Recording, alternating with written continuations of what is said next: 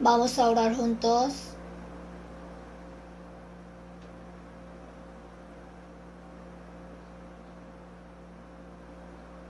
Dios nuestro Padre misericordioso que nos ama, tú nos amaste y tuviste compasión de nosotros, que nos alejábamos de nuestro Padre Dios y vivíamos en medio de pecado.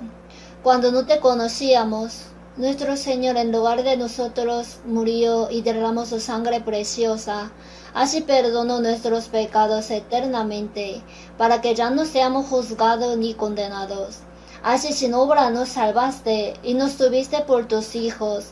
Además nos diste la esperanza gloriosa de entrar en tu reino eterno. Por toda tu gracia te damos gracias. En esta hora te damos gracias porque nosotros que fuimos redimidos por tu sangre preciosa, estamos reunidos delante del Señor, alabando tu gran gracia y amor, aprendiendo tu palabra y teniendo comunión santa juntamente contigo. En esta hora también creemos que el Señor está en medio de nosotros. Cuida a cada uno de nosotros y con tus manos misericordiosas sujétanos.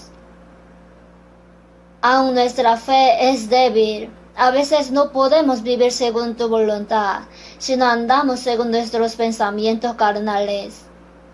Sujétanos con tu palabra, el Espíritu Santo y tu poder.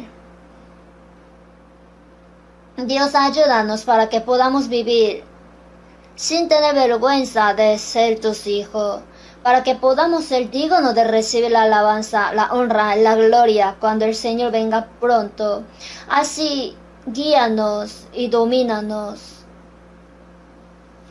Nuestras iglesias de Corea y todos los hermanos que están predicando el Evangelio en todo el mundo, a pesar de muchas dificultades, guardando su fe, Dios, acompáñanos con tu palabra, gracia y el poder del Espíritu Santo.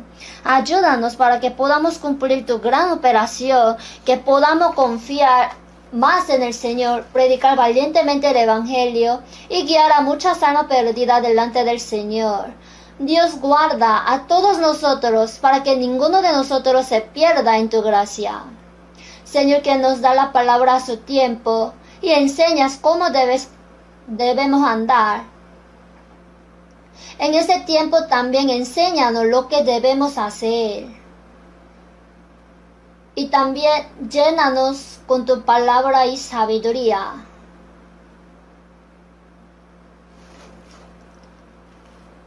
En el nombre de nuestro Señor Jesucristo hemos orado. Amén. Vamos a buscar San Lucas. Vamos a buscar la Biblia, San Lucas capítulo 17. Del versículo 5, capítulo 17, 5 hasta 10. Vamos a leer. San Lucas 17, 5 hasta 10. Dijeron los apóstoles al Señor: aumentanos la fe. Entonces el Señor dijo: si tuvierais fe como un grano de mostaza, podríais decir a este sicómoro: desarráigate y plántate en el mar, y os obedecería. ¿Quién de vosotros, teniendo un siervo que ara o apacienta ganado, al volver él del campo, luego le dice: pasa, siéntate a la mesa? ¿No le dice más bien: prepárame la cena, cíñete y sírveme hasta que haya comido y bebido? Y después de esto, come y bebe tú. ¿Acaso da gracia al siervo porque hizo lo que se le había mandado? Pienso que no. Así también vosotros, cuando hayáis hecho todo lo que os ha sido ordenado, decid: siervos inútiles somos, pues lo que debíamos hacer, hicimos. Hasta aquí.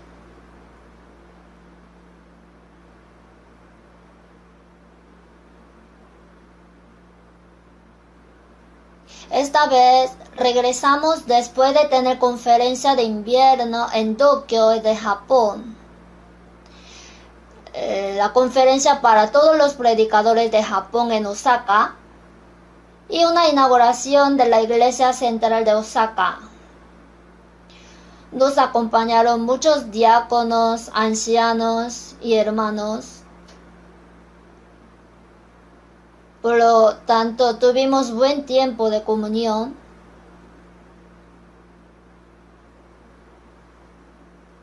Como saben, Japón parece un lugar difícil de evangelizar. El carácter del pueblo japonés, aunque no tiene una fe segura, cometen idolatría. Según ellos creen en el Dios del destino.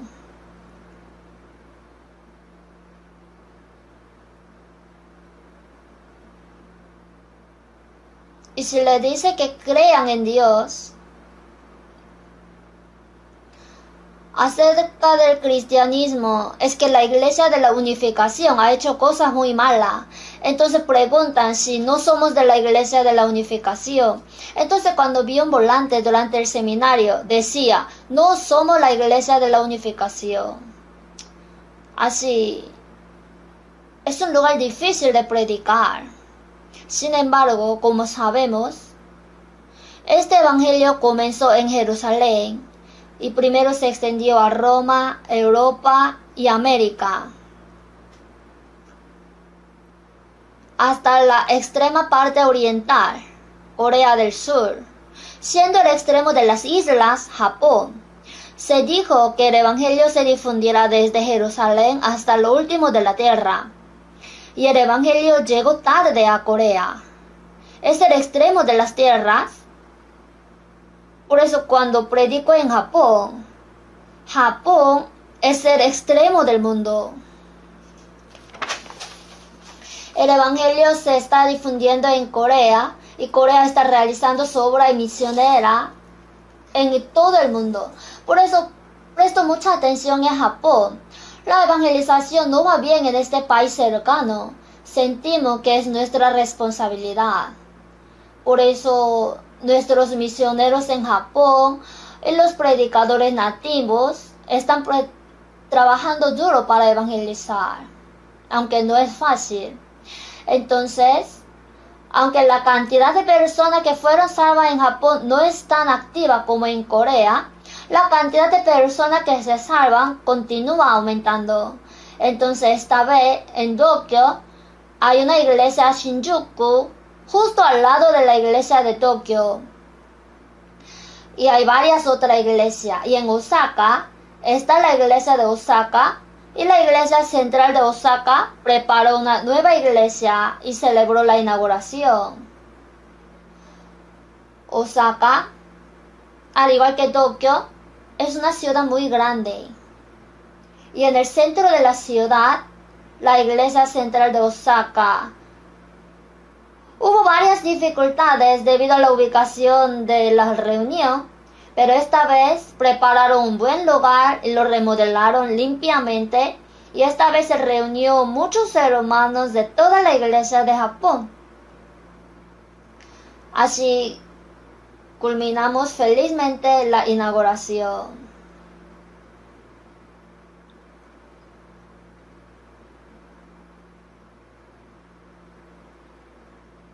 Y debido a que nuestros misioneros y predicadores nativos en Japón están muy decididos y trabajan duro, la evangelización en Japón es activa. En Japón viven unos 125 millones de personas. Es un país grande cuya población es 2 veces y media más grande que de Corea. Si el evangelio se predica activamente allí, conforme a la palabra, y será predicado este evangelio del reino en todo el mundo para testimonio a todas las naciones, y vendrá el fin. Entonces en San Mateo 24:14, y será predicado este evangelio para testimonio a todas las naciones, y entonces vendrá el fin. Este evangelio del reino de los cielos será predicado a todas las naciones. Así que después de que la obra de la salvación haya tenido lugar activamente en Japón, donde se predicó el último evangelio, la historia de la predicación del evangelio probablemente terminaría. Según el reporte, la Biblia fue traducida a 3.686 dialectos. Parece que todo lo que se pueda traducir ha sido traducido. Nadie ahora podría excusar diciendo, no creí porque no había oído el evangelio. Las personas serán juzgadas más por el pecado de no creer que por sus pecados morales. Habrá condiciones suficientes para que aquellos que no creen sean juzgados. Entonces, Corea y Japón son considerados el extremo oriental y el fin del mundo. Pero evangelizar a Japón también se considera una gran responsabilidad para nosotros. Por eso, ore mucho por evangelización de Japón. Esta vez muchas personas de las iglesias de Corea fueron a la inauguración y nos felicitaron. Entonces, espero que tengan interés y oren por la evangelización de Japón.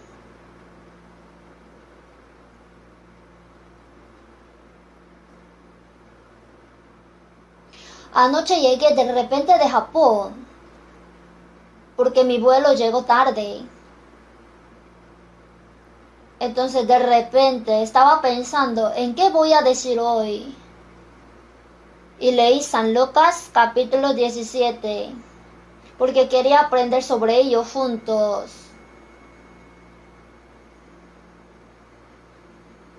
El capítulo 17, versículo 5. Dijeron los apóstoles al Señor, aumentanos la fe. Los apóstoles dijeron al Señor, aumentanos la fe. Sin embargo, creo que estos discípulos también malinterpretan algo acerca de la fe. Actualmente existe un enorme malentendido sobre lo que mucha gente cree. ¿Cree en Jesús? Luego, sí voy. ¿Qué? ¿Así cree? Que sí voy. ¿A dónde va? Voy a la iglesia. No estoy preguntando si usted va a la iglesia o no, sino si usted cree en Jesús o no. Dice, voy a la iglesia, por lo tanto creo. Creen que si va a la iglesia es creer, y si trabaja duro está creyendo bien. Alguna persona dice, voy a la iglesia y luego dejo de ir. Entonces, ¿qué? ¿Antes creía y dejó de creer? No, desde el principio no creyó. Si tiene una fe fuerte, no puede andar por ahí luego no ir. Pero la gente no sabe realmente qué es la fe. Y también se considera que si las personas van a la iglesia con diligencia, se esfuerzan, se ofrecen como voluntarios y donan bien, son buenos creyentes. Sin embargo, hay muchos casos en los que no se hace con fe. No, creo que hay muchas personas que han ido a la iglesia en toda su vida, pero todavía no tienen absolutamente ninguna fe ante Dios. Por eso hoy vamos a aprender juntos qué es la fe. Los discípulos dijeron, aumentanos la fe. Que nosotros tenemos poca fe, aumentanos la fe.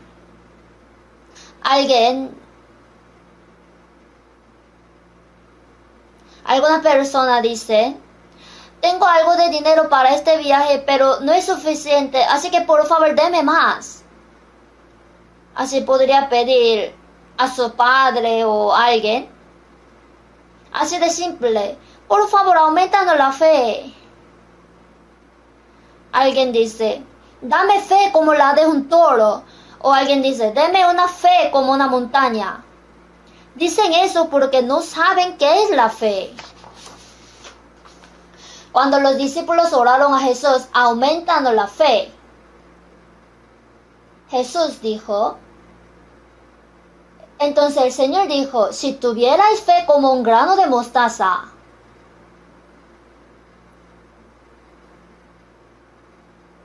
Probablemente Jesús estaba caminando a la orilla del mar de Galilea y al lado creo que había muchos sicómoros. Entonces, la semilla de mostaza. ¿Conocen la semilla de mostaza? No creo que haya árbol de mostaza en Corea, pero en Israel sí. El tamaño es de un árbol azufaifo de Corea. No es un árbol tan grande. Pero la semilla de mostaza es tan pequeña. Si la sopla, sale volando. Además, la semilla de mostaza un poco más grande es más pequeña que el mijo. Así es una pequeña semilla.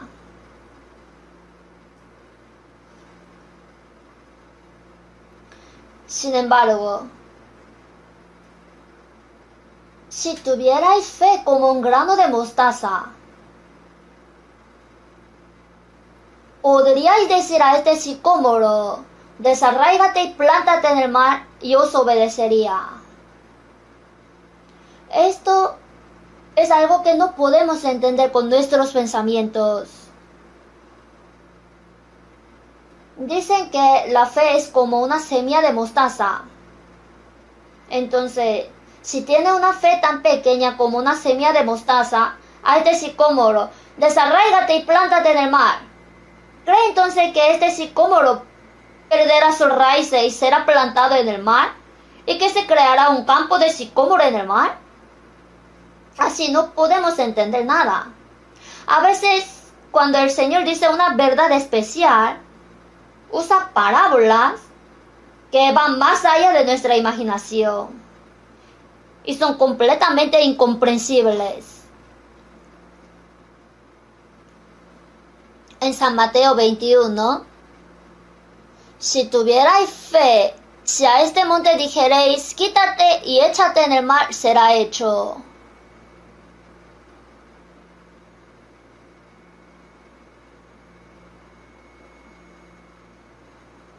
¿Hay alguien que pueda mover montaña con una fe tan pequeña como una semilla de mostaza? ¿Alguien ha arrancado alguna vez un sicómoro y lo ha plantado en el mar? Entonces nadie habría tenido una fe del tamaño de un grano de mostaza. Eso no significa eso. Mover una montaña, o desarraigarse el sicómoro, o ser plantado en el mar, son metáforas para explicar otros hechos.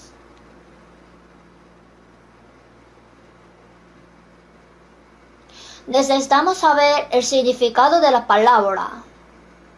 En primer lugar, la fe tan pequeña como un grano de mostaza. Parecía que los discípulos tenían fe. Dijeron: solo tenemos poca fe, así aumentanos la fe. No, todavía no tienen una fe tan pequeña como un grano de mostaza. ¿Qué opina? Si tuviera una fe tan pequeña como una semilla de mostaza, sucederían milagros inimaginables, pero aún ustedes no la tienen. Bueno, ¿qué pasa con nosotros? Si no tenemos fe del tamaño de una semilla de mostaza, ¿tenemos fe del tamaño de media semilla de mostaza? ¿O tiene una fe tan pequeña como una semilla de mostaza, o no tiene fe en absoluto? Es una palabra que es difícil de entender, pero estoy tratando de explicar un hecho sorprendente que contiene una verdad maravillosa. En primer lugar, la semilla de mostaza es muy pequeña. Es la semilla más pequeña de Israel, el cual a la verdad es la más pequeña de todas las semillas, pero cuando ha crecido es la mayor de las hortalizas y se hace árbol, de tal manera que vienen las aves del cielo. Pero en el caso de esta semilla de mostaza, inmediatamente pensamos en ella como un cigarrillo. Las semillas de tabaco también son muy pequeñas. Así es. Es una planta anual, sin embargo, los árboles de mostaza no son árboles de un año. Aunque no es un árbol muy grande como el azufaifo de Corea, en el sexto piso de este edificio hay dos azofaifos.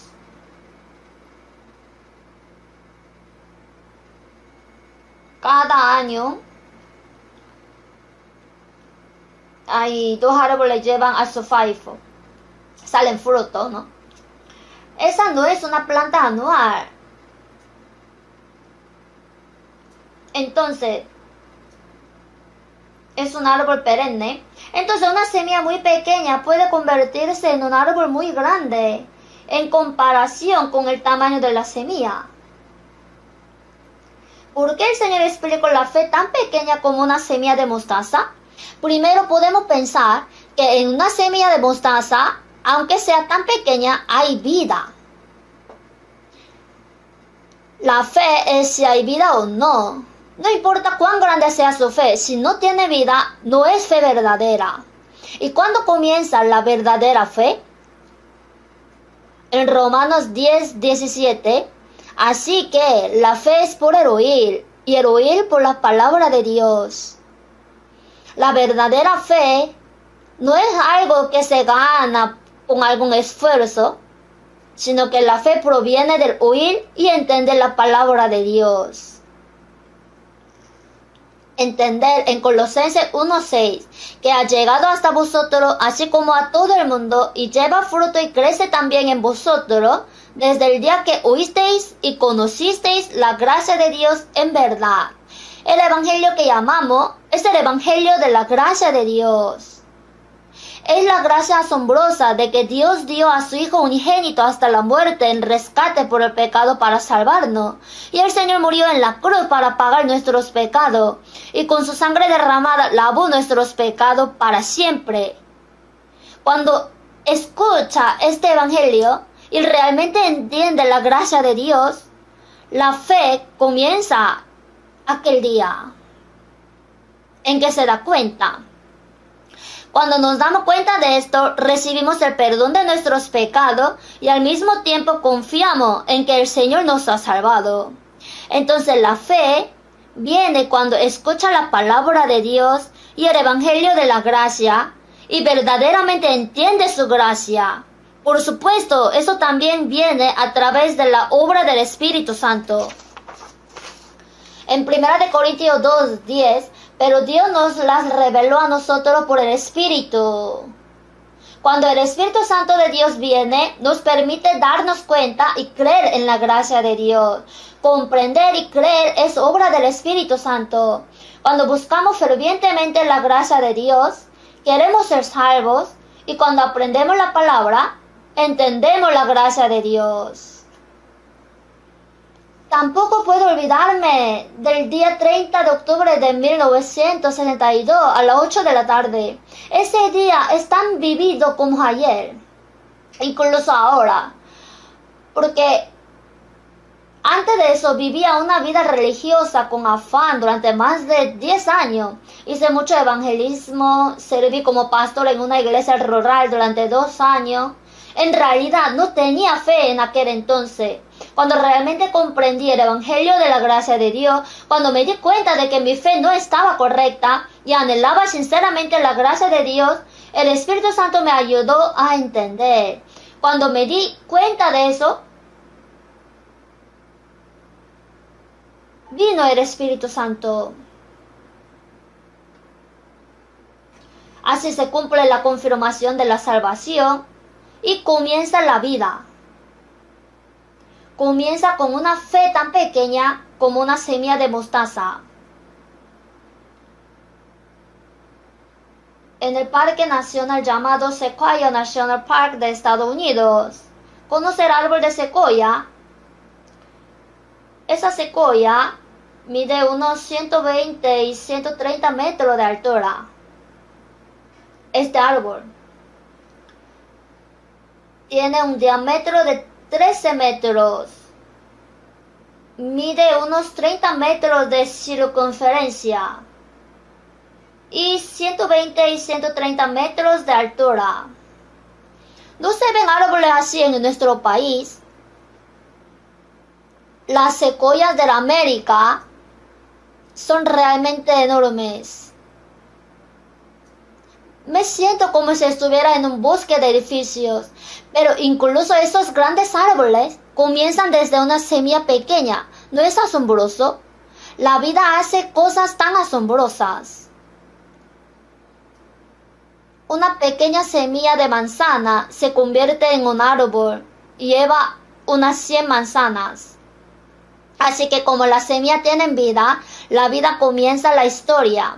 Nuestra fe ha pasado de ser tan pequeña como una semilla de mostaza a un cambio sorprendente. No solo comienza la vida de Dios, sino que allí aparecen milagros inimaginables. Desarráigate y plántate en el mar. Se dice, los sicómoros se desarraigan y se plantan en el mar. Solo tiene que imaginarlo. En realidad nunca va a suceder. Este sicómoro no va a desarraigarse y plantarse en el mar. Eso es imposible. Sin embargo, lo que el Señor quiso decir, si tenemos una fe tan pequeña como una semilla de mostaza, podemos vivir con nuestras raíces plantadas en este mundo, tal como el sicómoro tiene sus raíces plantadas en la tierra. Por eso, decíamos que pertenecíamos al mundo y así vivíamos en el pasado. En San Juan 15:19, si fuerais del mundo, el mundo amaría lo suyo, pero porque no soy del mundo, antes yo os elegí del mundo. En San Juan 17, en la larga oración que Jesús hizo en la noche antes de su muerte en la cruz, no son del mundo como tampoco yo soy del mundo. Sí, se refiere a los santos que han sido salvos, como tampoco yo soy del mundo. Jesús vino a este mundo, pero no era del mundo. Vino a este mundo para realizar la gran obra de Dios, la obra de la salvación. Vivió poco tiempo, murió en la cruz, resucitó 3 días después y ascendió al cielo.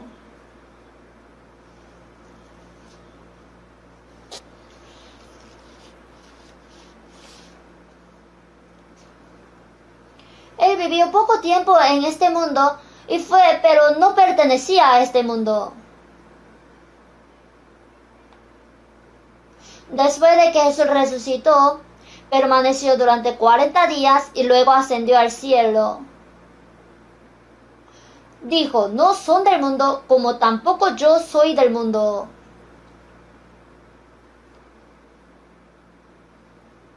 Ahora, ¿qué pasa con los salvos? Lo seguro es que aunque todavía vive en el mundo, no es del mundo. Entonces, ¿a dónde pertenece? Pertenece al cielo. En Filipenses 3:20, mas nuestra ciudadanía está en los cielos, de donde también esperamos al Salvador, al Señor Jesucristo. Una vez que recibe la salvación, se convierte en ciudadano del reino de los cielos. Por supuesto, tiene doble ciudadanía. Nuestro cuerpo todavía están en este mundo. Los coreanos tienen nacionalidad coreana y los japoneses tienen la de Japón. Y cuando somos salvos, nos convertimos en ciudadanos del cielo y nos convertimos en un extranjero en esta tierra. Ahora, aunque vivimos en la tierra, ya no pertenecemos a esta tierra. El país de origen se mudó allí. Los trámites migratorios ya se han sido realizados y la visa ya ha sido emitida. En algún rato iremos allí. ¿No es maravilloso? Porque vosotros no sois del mundo, pero yo os elegí del mundo. ¿Por qué? Somos el pueblo que Dios sacó para ir al cielo. Entonces, así, si tiene fe tan pequeña como una semilla de mostaza, como las raíces del sicómoro se desarraigan, así nosotros que pertenecemos a este mundo, estamos arraigados y vivimos en el mundo. Pero nos desarraigamos. Entonces, el desarraigarse es un problema, pero plantarlo en el mar también es problema, ¿no? El sicómoro no puede ser plantado en el mar. Sin embargo, una persona salva que pertenece al mundo, si tiene una fe tan pequeña como un grano de mostaza, de ahí en adelante, somos sacados del mundo y nuestras vidas son arrojadas al poder de Dios, trabajando en la gracia de Dios y el plan de Dios. ¿Se imaginan? Debe ocurrir un milagro inimaginable. ¿Qué es la fe? Si quiere creer, sí, y si no, no. Si va a la iglesia es fe, y si no va, no es fe. Esto no es fe. En Santiago 2, ¿de qué aprovechará si alguno dice que tiene fe y no tiene obras? Tú tienes fe y yo tengo obras. Muéstrame tu fe sin tus obras, y yo te mostraré mi fe por mis obras. Porque como el cuerpo sin espíritu está muerto, así también la fe sin obra está muerta. Si tiene fe, muéstrala con obras. ¿Qué tipo de obras tiene que mostrar? Cuando tiene fe, ocurren cambios asombrosos. Si sabemos que no pertenecemos al mundo, entonces pertenecemos al Señor y al cielo. Es posible que ahora usted no lo sepa, aunque haya recibido la salvación. Necesita saber qué cambios han aparecido. ¿Sabía que tan pronto como fuimos salvos, todas las nacionalidades fueron transferidas allí para que pudiéramos ir al cielo?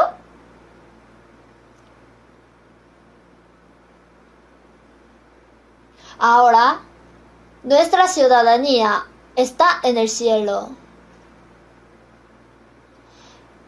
Entonces, cuando somos salvos, la vida de Dios ahora está plantada dentro de nosotros y ahora se logra la fe verdadera. El resultado de la verdadera fe es un cambio asombroso. En 2 de Corintios 13, examinaos a vosotros mismos si estáis en la fe, probaos a vosotros mismos. A veces hacemos controles de salud, ¿verdad? Por si en mí haya entrado alguna enfermedad o cáncer. En realidad muchos han muerto a causa de esto. Así hacemos el control de salud. Si simplemente hace un examen completo,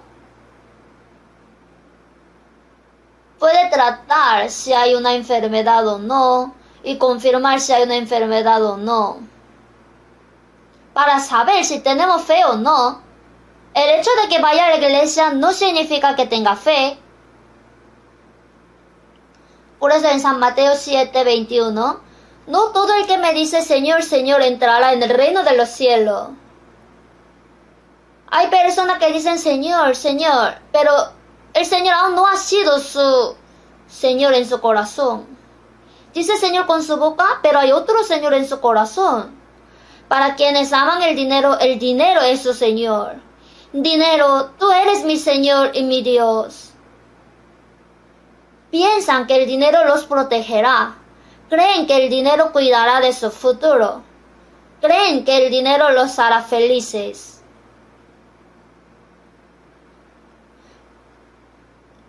Las riquezas del rico son su ciudad fortificada y como un muro alto en su imaginación.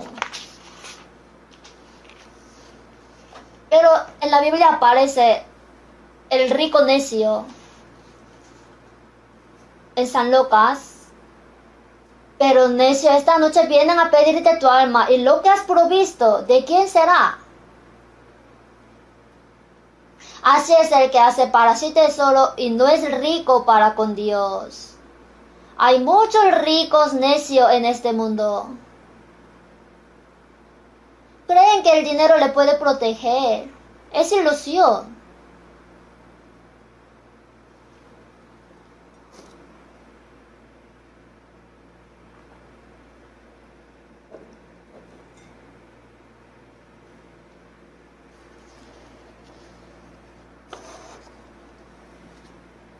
El hombre que todos conocemos es Steve Jobs, un hombre que sorprendió al mundo desarrollando los teléfonos inteligentes de Apple y tuvo una enorme riqueza.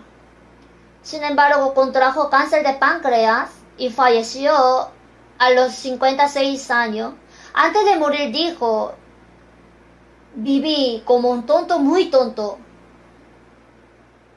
Hay algo más importante que generar riqueza. No puedo llevar nada. Nada me puede hacer feliz. Pero viví como un tonto viviendo solo para ello. Él dijo así.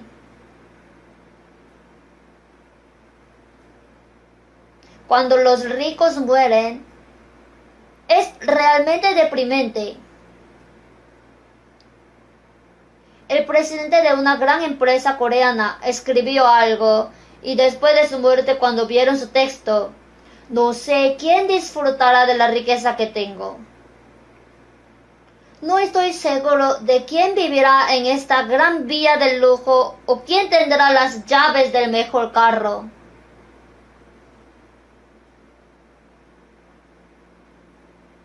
Dijo impotentemente que no sabía y murió. Las personas que acumulan la riqueza y piensan que ese es el propósito de su vida, lo hacen porque no conocen a Dios, pensando que viviría en este mundo más de 1000 años. En Proverbios 27, no te jactes del día de mañana. ¿Está diciendo que ganará mucho dinero y tendrá éxito? En Jeremías dijo: ¿y tú buscas para ti grandezas? No las busques. Cualquiera que tenga un negocio para sí mismo es un tonto. No las busques, dijo. Somos personas que debemos ir delante del Señor en cualquier momento, siempre y cuando el Señor nos llame. Pero Jesús vino a esta tierra, cumplió la salvación. Si una persona entiende la gracia, recibe la salvación y obtiene una esperanza segura de ir al cielo, ya ha tenido éxito en este mundo. Una persona que pueda ir delante del Señor en cualquier momento, esa persona es una persona que se ha vuelto idónea para el propósito para el cual Dios creó al hombre. Sin embargo, es cierto que la vida de Dios comienza cuando somos salvos. La vida de Dios comienza dentro de Él. En 2 Corintios 13:5, examinaos a vosotros mismos si estáis en la fe. ¿O no os conocéis a vosotros mismos que Jesucristo está en vosotros, a menos que estéis reprobados? Si has recibido la salvación, Cristo está en mí. Es asombroso. Las personas que nacen de nuevo definitivamente tienen el Espíritu Santo, incluso si no lo saben. Necesitamos saber que Él está. El Señor está en mí y ahora Él es el Señor de mi vida.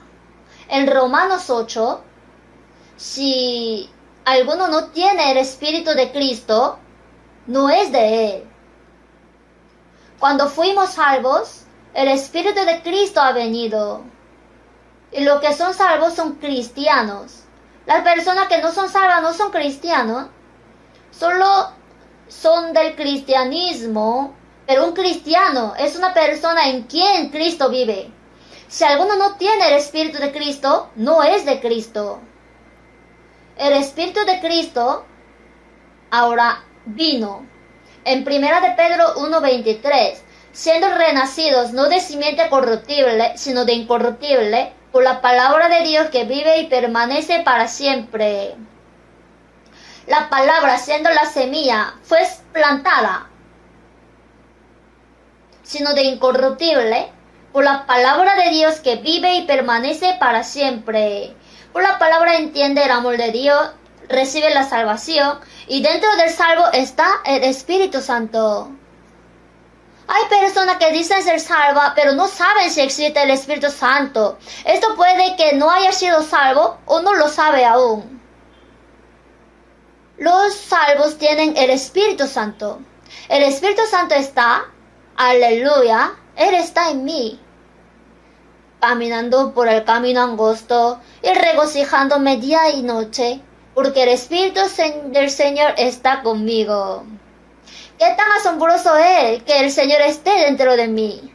En Gálatas 2:20, con Cristo estoy juntamente crucificado. Es el testimonio del apóstol Pablo, pero es el mismo testimonio de todos los cristianos. Con Cristo estoy juntamente crucificado. Que si uno murió por todo, luego todos murieron, dijo. Cuando Jesús murió, todos los hombres, o sea, todos los pecadores murieron en Él. Cuando realizamos esta gracia, cuando Él murió, yo también morí.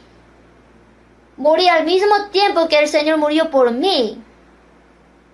Entonces estoy juntamente crucificado con Cristo. Fue hecho por fe. Ya no vivo yo, mas vive Cristo en mí. La persona que es salva ya está muerta y sepultada. Cuando fuimos bautizados, entramos al agua. ¿Qué significa? Yo he muerto y he sido sepultado con el Señor. No importa cuán altos sean mis deseos mundanos, mi pasión juvenil y todo lo demás. Si recibo la salvación, morí y fui sepultado con el Señor. Si ha sido sepultado, se acabó, ¿verdad? Ya no vivo yo, mas vive Cristo en mí. El Señor está dentro de mí como vida. El Señor está dentro de mí como mi nuevo dueño. ¿Sí o no? Tiene que asegurarse de esto. Solo en palabra, el Señor está en mí. El Señor siempre está en mí. Yo estoy en el Señor. ¿Estás realmente? Si está el Señor es el Señor, el dueño. ¿Por qué me llamáis Señor, Señor, y no hacéis lo que yo digo? Señor significa que el Señor es el dueño de mi vida. Ahora, Señor, dejo que mi vida sea como tú deseas, ya sea que vivas o mueras según tu voluntad. Debe vivir como el Señor quiere.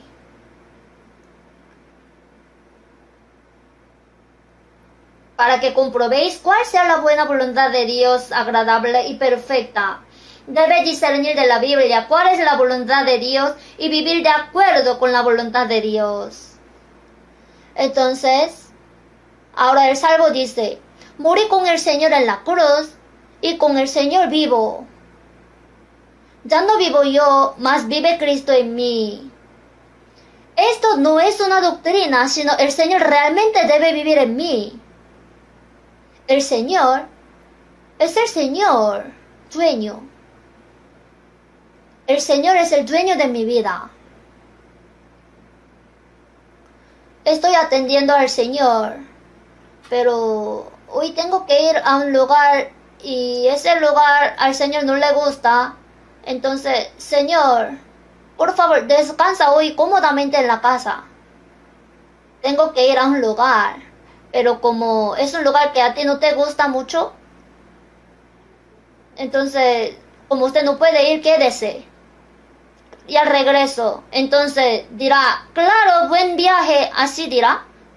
No, yo también voy y nos va a seguir. ¿Usted qué va a hacer? ¿Va a alguna parte con el Señor? ¿Está bien aunque eso no le agrada al Señor? No podemos hacer así. Lo que el Señor aborrece, yo lo odio. Y lo que el Señor agrada, me alegro. Por eso en 2 de Corintios 5, por tanto, procuramos también, o ausente o presente, serle agradables. Si vivir es para agradar al Señor, viviré. Y si morir es para agradar al Señor, moriré.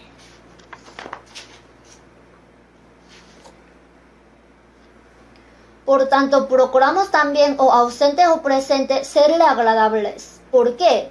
Cuando esté ante el Señor, será juzgado según si vivió de acuerdo con la voluntad del Señor o según su propia voluntad. Porque es necesario que todos nosotros comparezcamos ante el tribunal de Cristo para que cada uno reciba según lo que haya hecho mientras estaba en el cuerpo, sea bueno o sea malo. Si ha vivido según el Espíritu Santo o según la carne, sea bueno o sea malo. Es diferente del bien y del mal moral del mundo. Si fue bueno o malo en el cuerpo. Si vivió según la voluntad de Dios o según la suya. Si vivió según el Espíritu Santo o según la carne. Hermanos, si van delante del Señor, serán juzgados estrictamente. ¿Qué va a hacer? ¿Todavía quiere vivir como quiera? El Señor, quien nos salvó, nos amó primero con toda su vida, con todo su corazón, con toda su mente y con toda su fuerza. Por eso debemos amar al Señor con todo nuestro corazón, con toda nuestra mente, con toda nuestra fuerza y con nuestra alma. Esto es responder a la gracia con la que el Señor nos salvó. Contestar. El Señor primero nos sirvió. La vida cristiana no es una vida religiosa. No es una broma como dicen algunos. Ni siquiera es un hobby. El Señor murió para salvarnos, siendo el unigénito Hijo de Dios. ¿Qué debemos hacer? El Señor, ¿qué dice? Sé fiel hasta la muerte, y yo te daré la corona de la vida. Esto no es para hacernos sufrir, sino para darnos mayor gloria. Hasta la muerte, no hasta el punto de no morir. Si vive para el Señor y muere espléndidamente para el Señor, logrará la mayor victoria. El Señor murió para salvarnos y resucitó. El apóstol Pablo sufrió, vivió y murió por el Señor. Pedro también fue crucificado al revés mientras predicaba el Evangelio. Entre los apóstoles, ninguno vivió una vida cómoda y murió de vejez. Fueron fieles hasta la muerte. ¿Y qué tal nosotros? ¿Podemos vivir cómodamente? ¿Realmente el sicómoro fue desarraigado? Desarráigate y plántate en el mar. No hablo de un mar tan ancho, sino que estoy arrojando mi vida a la gracia, al plan y al poder de Dios, que es tan ancho como el mar.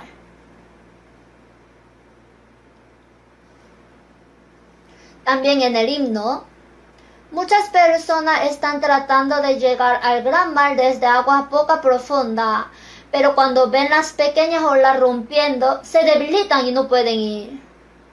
Hay que cortar el ancla y luego ir al mar profundo. Como este himnario, nuestra vida ahora está en el plan de Dios. El Señor se encarga con su poder, ya sea que viva o muera, para agradar al Señor, según la voluntad del Señor. Esto es la vida cristiana. No se refiere a una persona especial, a todos los cristianos. Esto es la fe verdadera y el resultado de la fe verdadera. ¿Es difícil? Es fácil. Si dijera vive como quiera, entonces difícil. Aunque viva o muera según la voluntad del Señor, es fácil. Esta es una historia que escuché en Japón. Una hermana dijo que hay muchas cosas que hacer después de ser salva, pero la cosa más fácil era diezmar. Diezmar era lo más fácil. Así que comencé con eso, dijo. No sé por qué para alguna persona es tan difícil diezmar. ¿Es difícil? Si cree que es difícil, es infinitivamente difícil. Si piensa que es fácil, entonces es fácil. ¿Por qué puede hacerlo, no?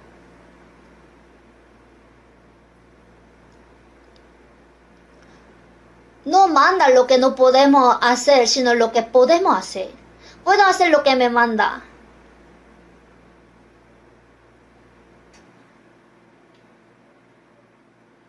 De todos modos, en San Juan 15, porque no sois del mundo. Ahora debemos dejar clara nuestra pertenencia. Vivimos en el mundo, pero no somos del mundo. Soy una persona que puede ir delante del Señor en cualquier momento. Y tenemos nuestra ciudadanía en el cielo.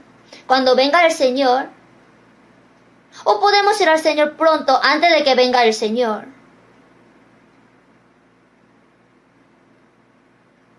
Bienaventurados de aquí en adelante los muertos que mueren en el Señor.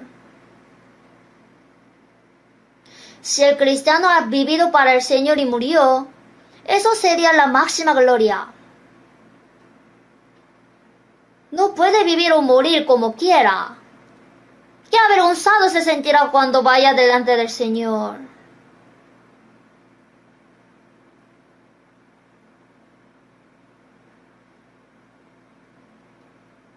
Ahora, primero que nada, debemos creer y saber que el Señor está dentro de mí.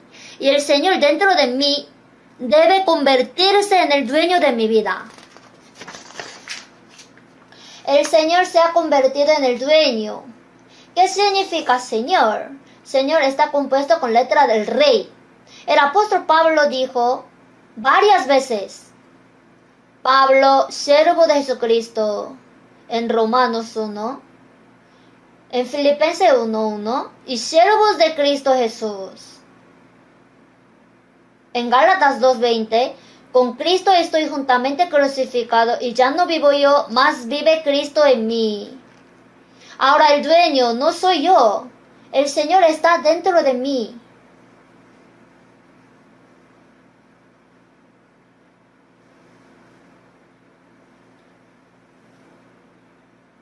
En San Lucas 14, 26 y 27, si alguno viene a mí y no aborrece a su padre y madre y mujer e hijos y hermanos y hermanas,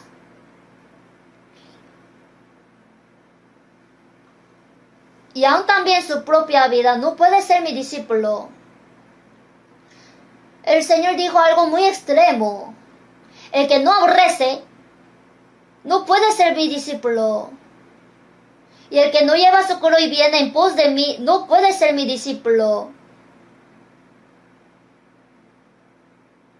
Así, en San Lucas 14:33, así pues cualquiera de vosotros que no renuncie a todo lo que posee, no puede ser mi discípulo.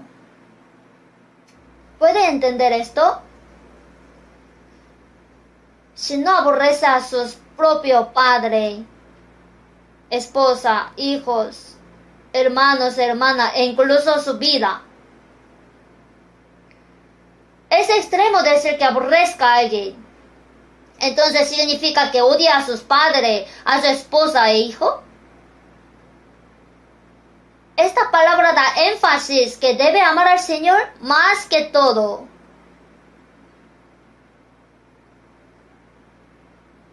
Para amar más al Señor, también podemos negar a nuestros padres. A veces podemos dejarlos. El que ama a padre o madre más que a mí no es digno de mí. Debe poner al Señor primero que todo.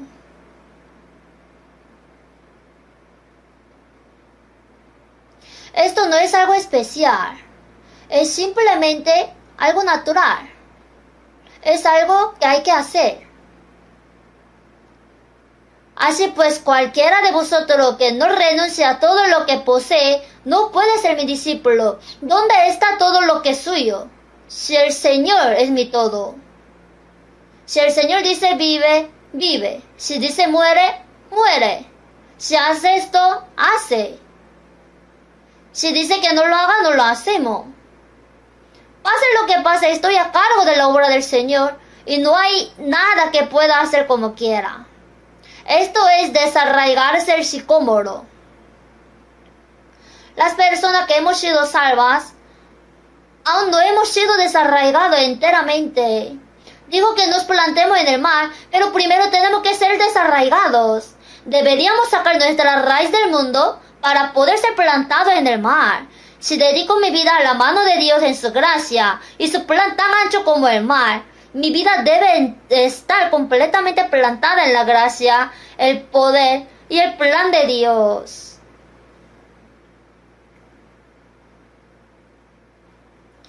Es el resultado de recibir la vida del Señor. Es el resultado de la fe verdadera. Por eso en San Lucas 17,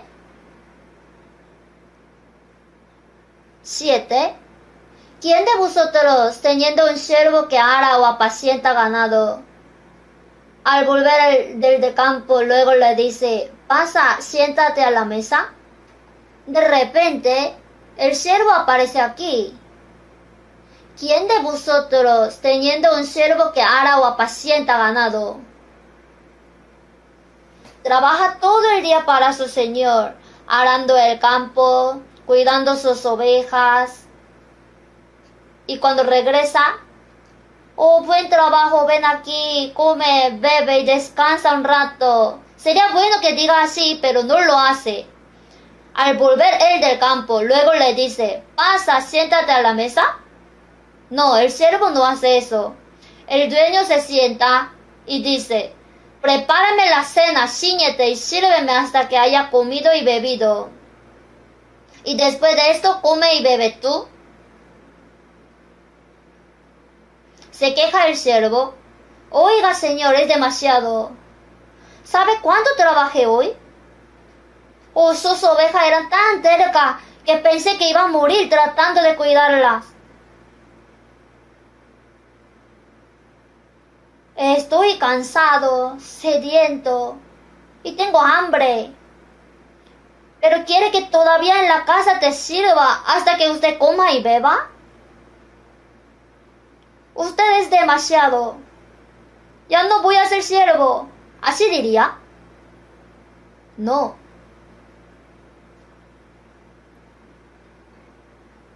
Ahora, arando, apacentando ganado, es el trabajo del Señor. ¿Cuál es más importante, el trabajo del Señor o servir al Señor en la casa? ¿Cuál? ¿Cuál? Es más importante servir al Señor. También es importante hacer el trabajo del Señor, como arar el campo o apacentar ovejas. Servir al Señor es más importante. ¿Se olvidaría de servir al Señor si es que ha trabajado duro en el campo? No, hay algo malo en esto.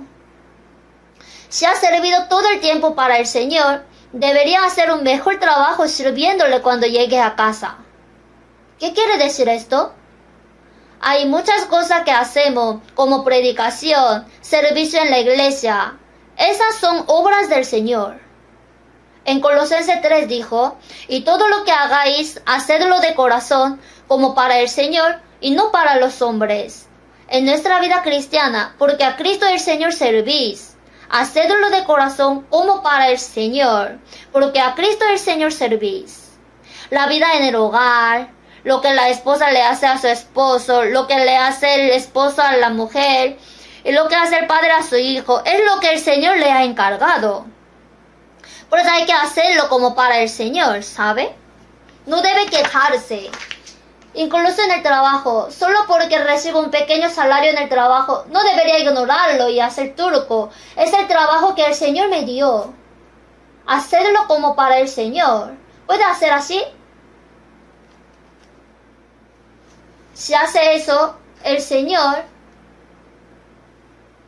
seguramente le dará a esa persona.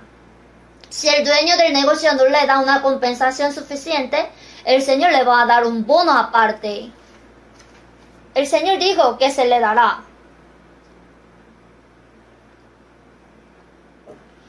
Algunas hermanas en Estados Unidos dicen que cuando van a un centro comercial, lo primero que hacen es limpiar. El dueño le vio que no era una persona común. Alguien había botado un chicle y se había pegado, así ella lo raspó y lo limpió. O esa persona no es común. Luego le encomendaba el trabajo poco a poco. Después se convirtió en gerente. Había 2 gerentes trabajando allí, así que le quitó a uno y se lo dio a esta persona. El jefe le confía todo, hasta dinero. Nunca antes había visto a esta persona así. Es diligente, honesta y solo por el bien de su jefe. ¿Qué pasa con las personas que son fieles en su trabajo? Delante de los reyes estará y no estará delante de los de baja condición. Si es sincero en su trabajo, por ejemplo, ahora los jefes de negocio ven a esta persona y le buscan. Así le encomienda una tarea importante. Un pastor estaba hablando que él estaba parqueando y accidentalmente chocó contra un carro, pero nadie le vio. Entonces, era solo que diga, uy, perdón, y hubiese ido. Pero en una hoja de papel anotó su número de teléfono, diciendo, cometí un error y dañé una parte de su carro. Lo siento mucho. Le enviaré la plata para arreglarlo. Simplemente lo puso en el auto. Acaba de recibir una llamada. Era el presidente de cierta empresa. Dijo, venga. Nunca he visto a alguien tan honesto como usted. Le dio un trabajo en la empresa. Es verdad. Lo hizo antes de ser pastor. Luego en la empresa le trataban bien. Y más tarde fue bien visto por Dios y se convirtió en pastor. Tiene que ser bien visto, ¿verdad? Debe vivir honestamente.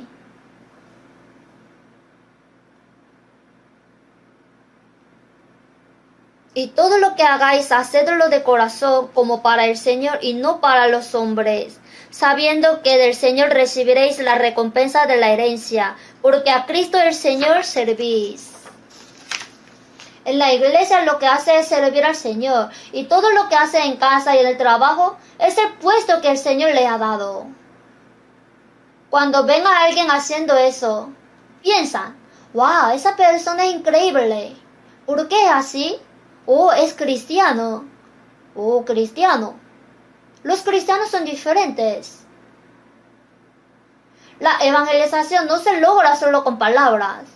Si muestra esta vida, cuando tenga oportunidad de predicar, le aceptará.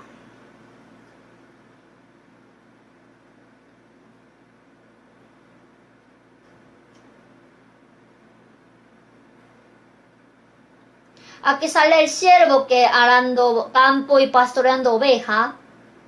Esta es una historia sobre un siervo. El siervo es una persona de donde salió su ego. ¿El siervo tiene algún concepto personal? ¿Tiene algún plan?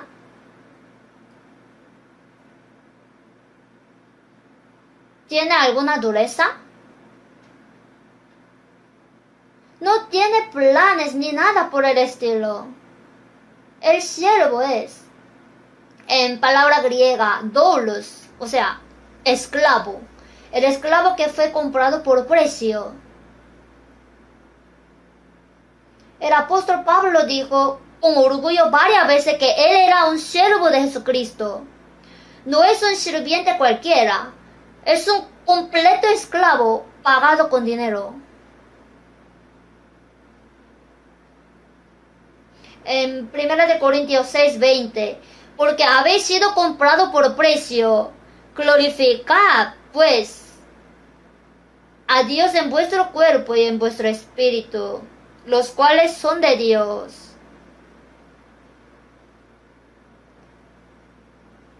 Si Si pues coméis o bebéis o hacéis otra cosa, hacedlo todo para la gloria de Dios. El siervo no tiene autoplanificación, ni autodirección, ni terquedad.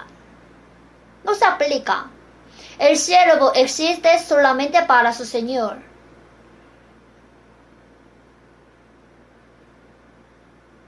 Esto es lo que dice la Biblia.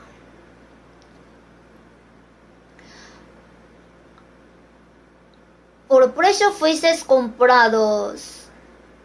En 1 Corintios 7:23, por precio fuisteis comprados, no os hagáis esclavos de los hombres. Somos de Cristo, ¿por qué esclavos de los hombres? Somos siervos que el Señor compró con precio alto. Estábamos siendo vendidos al infierno por nuestros pecados, pero el Señor murió en nuestro lugar y derramó su sangre para comprarnos como precio. ¿Cuánto será su valor? Vi sobre algo que realmente sucedió.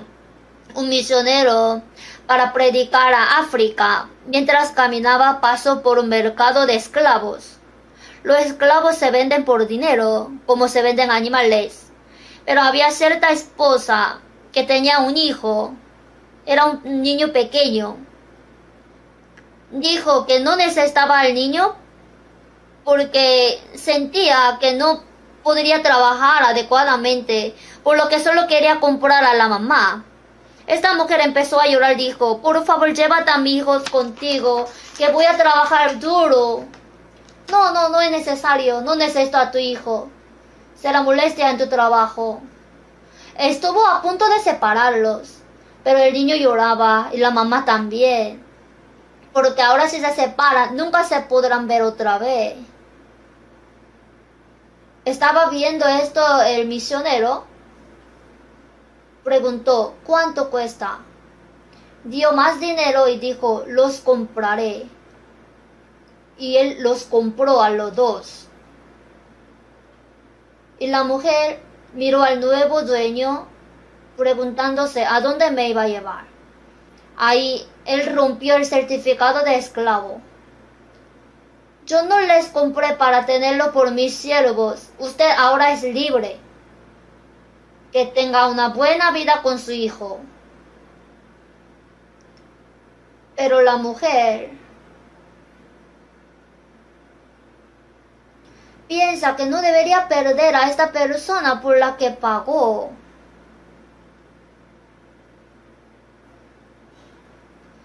Mientras lo leía,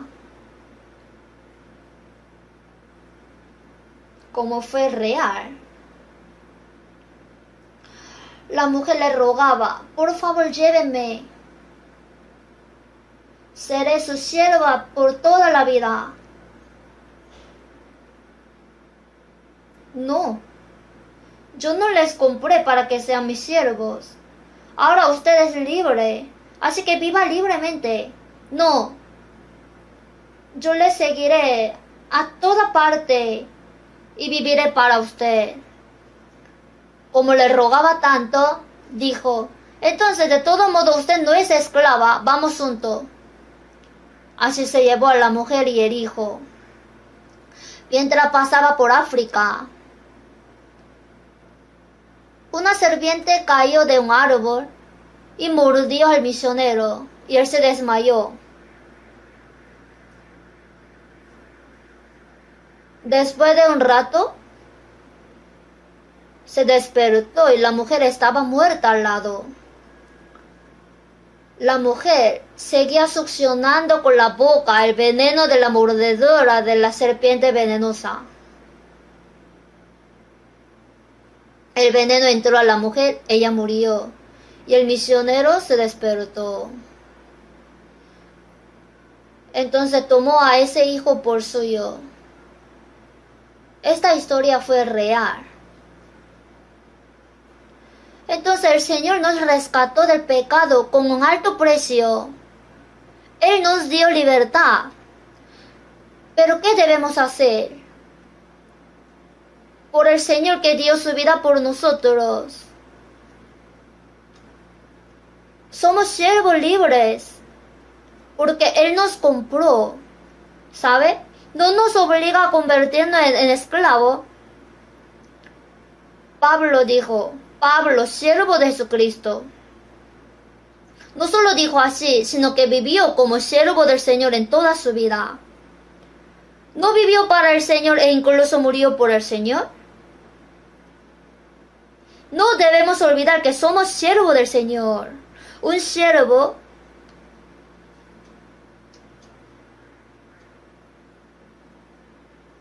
es una persona que se abandona todo por su amo.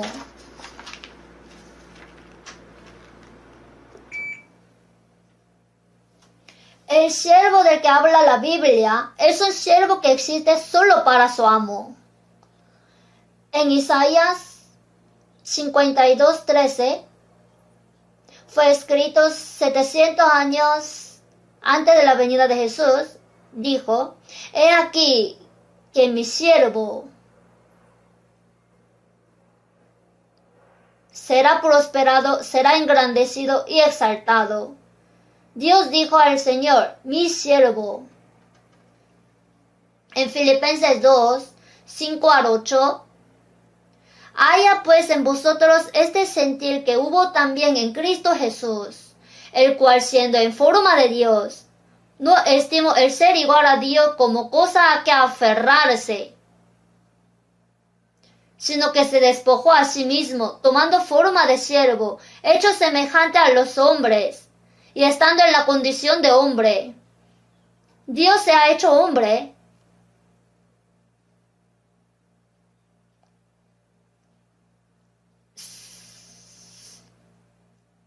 Se humilló a sí mismo, haciéndose obediente hasta la muerte y muerte de cruz.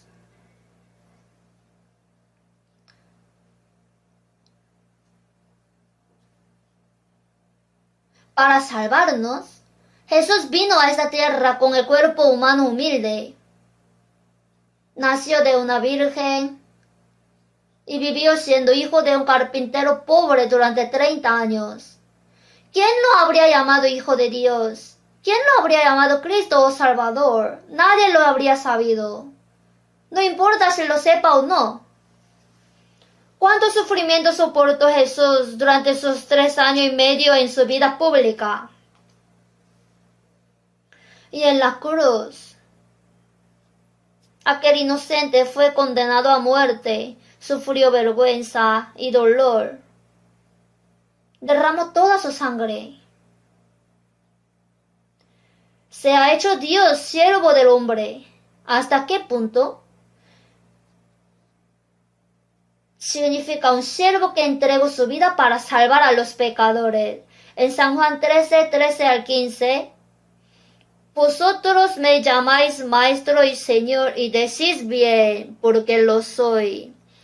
Pues si yo, el Señor y el maestro, he lavado vuestros pies, vosotros también debéis lavaros los pies los unos a los otros, porque ejemplo os he dado para que como yo os he hecho, vosotros también hagáis. En aquellos días el lavamiento de los pies lo hacían los siervos. Palestina estaba pavimentada, había mucho polvo, y no son zapatos como los nuestros, sino como sandalia, como chanclas. Si camina todo el día, estará polvoriento, sudoroso y maloliente. Cuando llega a la casa, lo primero que hace el siervo es sentarse a la puerta, trayendo agua, arrodillarse y lavar los pies de su amo. Esto es lo que hace el siervo. Jesús se hizo siervo y lavó los pies de todos sus discípulos. Porque ejemplo os he dado para que como yo os he hecho, vosotros también hagáis. Por eso nos dijo, haya pues en vosotros este sentir que hubo también en Cristo Jesús. Jesús asimismo se convirtió en siervo. Dios se hizo siervo como un hombre y lavó los pies, es decir, el siervo asimismo. Llevad mi yugo sobre vosotros y aprended de mí, que soy manso y humilde de corazón, haciéndose obediente hasta la muerte y muerte de cruz. En San Lucas 22, porque ¿cuál es mayor, el que se sienta a la mesa o el que sirve? Claro, es mayor el que se sienta y come. El sirviente se pone de pie y sirve hasta que el amo termine de comer. Sin embargo, Jesús dijo, mas yo estoy entre vosotros como el que sirve. El Señor no vino a este mundo para ser servido, sino para servir. Hizo lo que haría un siervo con su amo. ¿Qué debemos hacer? El gran apóstol vivió toda su vida como siervo de Cristo y murió como siervo. Un esclavo es una persona que ha perdido su identidad.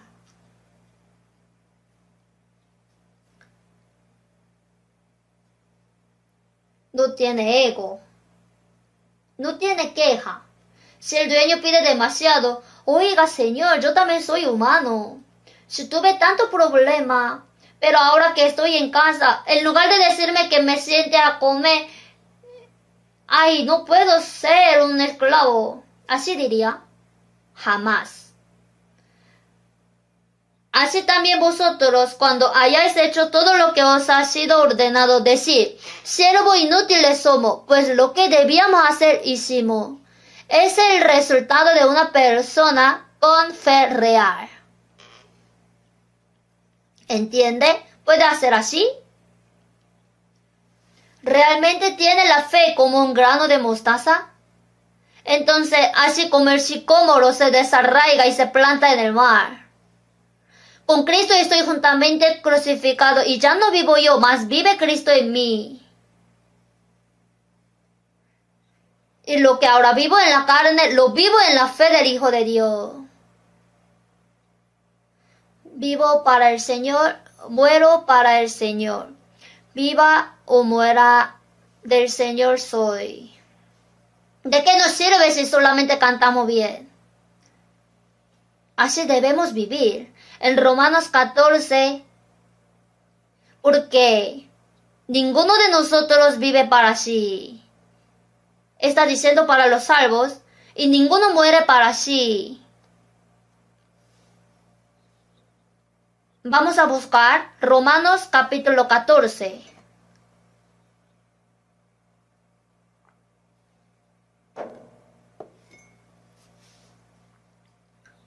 Romanos 14, 7 al 9. Leamos despacio. Porque ninguno de nosotros vive para sí, y ninguno muere para sí. Pues si vivimos, para el Señor vivimos, y si morimos, para el Señor morimos. Así pues, sea que vivamos o que muramos, del Señor somos. Porque Cristo para esto murió y resucitó, y volvió a vivir, para ser Señor así de los muertos como de los que viven. Continúe leyendo esta palabra y piense profundamente en ella. Es cierto que el apóstol Pablo dijo, porque ninguno de nosotros vive para sí mismo y ninguno muere para sí mismo. ¿Es verdad? Entonces, todo tenemos que decir en corazón, sí, es cierto. No, yo no. Entre nosotros, si es cristiano, nadie vive para sí mismo y nadie muere para sí mismo. No tenemos libertad de vivir para nosotros mismos, ni tenemos derecho de morir por nosotros mismos. Hagamos lo que hagamos, si sufrimos, si vivimos o morimos. Pues si vivimos para el Señor vivimos, y si morimos para el Señor morimos. Así, pues sea que vivamos o que moramos, ¿qué? Del Señor somos. Necesita conocer el posesivo exactamente. Un ladrón no sabe cuál es el suyo y cuál de otro. ¿Qué es mío? Lo del Señor. ¿Cuándo será el mío? Jesús nos compró a precio alto a nosotros que íbamos al infierno y nos hizo siervo de Cristo como personas que van al cielo. Sea que vivamos o muramos, del Señor somos. Hay que tener claro el posesivo. Si vive para sí mismo y muere para sí, siendo el siervo del Señor, piensa que lo del Señor es suyo. No tenemos libertad de vivir ni el derecho de morir por nosotros mismos, que viva o muera. Porque Cristo para esto murió y resucitó y volvió a vivir. Para este propósito, que el cristiano si vive para el Señor viva y si muere para el Señor. Porque Cristo para esto murió y resucitó y volvió a vivir para ser Señor así de los muertos como de los que viven. El Señor es nuestro Señor, y hasta que vivamos o muramos, el Señor es nuestro amo. Ya sea que me mate o me salve, haga lo que el Señor quiera. Esto es el estado del corazón de una persona que fue desarraigado y plantado en el mar como el sicómoro. Esto es el resultado de la fe real. Dice que cree, pero vive como quiera. ¿Dónde está la fe? Eso no es la fe. Morí y fui sepultado con Cristo. Y es el Señor quien vive en mí. El Señor es el dueño de mi vida.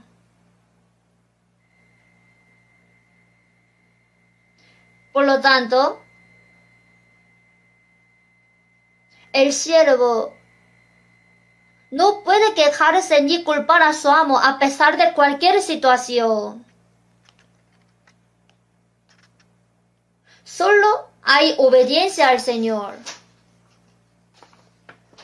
¿No se obliga el Señor a hacer cosas que no nos gustan solo para molestarnos?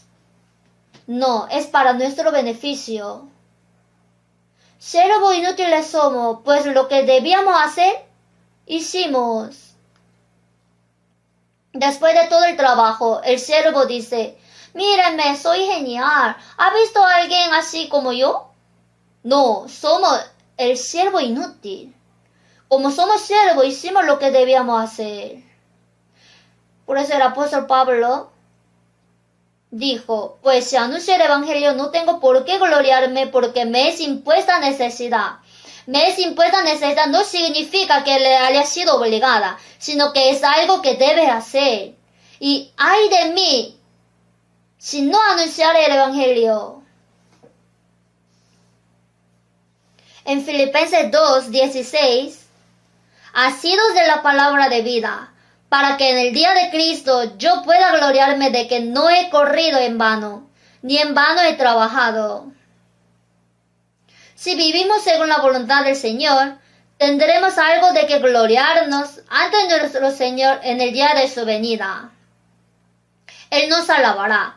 Bien, buen siervo y fiel. Cuando esté delante del Señor, ¿puede ser alabado como siervo bueno y fiel? Siervo malo y negligente. ¿Sabe que siendo cristianos si somos perezosos es malo? Siervo malo y negligente. Así no debemos ser reprendidos. Como servidores de Cristo, guardamos silencio como quiere el Señor. Para salvarnos, el Señor fue perseguido, pero no murmuró. Quien cuando le maldecían no respondía con maldición, cuando padecía no amenazaba. Cuando fue amenazado, dijo, ¿sabe quién soy yo? ¿Te puedo vengar? Dijo, no, sin decir ninguna palabra. No abrió su boca, como cordero fue llevado al matadero. Y nosotros también le seguimos. Si alguno quiere venir en pos de mí, nieguese a sí mismo, tome su cruz y sígame. Esto es el resultado de una persona que tiene fe verdadera. ¿Entiende? Vamos a vivir así. El día de la venida del Señor está muy cerca de verdad. Quizá lo que siento acerca de la Biblia y de aprenderla es que el Señor vendrá mientras todavía estemos vivos. Todo está muy cerca. Morir e ir ante el Señor es una bendición, pero estando vivo, encontrarse con el Señor será una bendición mayor. Entonces, para poder presentarnos ante el Señor sin vergüenza, sin importar cuándo venga, debemos tener la fe para seguir y obedecer al Señor en silencio como cristiano. Vamos a orar juntos. Dios Padre misericordioso, Cuando no te conocíamos, primero tú nos amaste y tuviste compasión de nosotros. Y el Señor fue juzgado y condenado en lugar de nosotros. Con tu sangre preciosa derramada limpiaste nuestros pecados para siempre y nos salvaste sin obras. Señor, con tu sangre compraste nuestro cuerpo y nuestro espíritu, son tuyos. Ya solamente el Señor es el dueño de nuestra vida que nos queda. Aunque vivimos en el mundo, ya no somos del mundo, sino somos rebaño santo que fuimos elegidos por el Señor. Ahora el Señor es el dueño de nuestra vida. Gobierna sobre nuestra vida completamente para que podamos vivir según tu voluntad. Domínanos para que vivamos para el Señor y si hay que morimos para el Señor, para que todo lo que hacemos sea para ti, para tu gloria. Si en nuestra vida hay algo inadecuado ante ti, con tu palabra renuévanos y guíanos para que solamente podamos vivir para tu gloria en la vida que nos resta y que podamos recibirte en gloria cuando el Señor pronto venga otra vez. En el nombre de nuestro Señor Jesucristo hemos orado. Amén.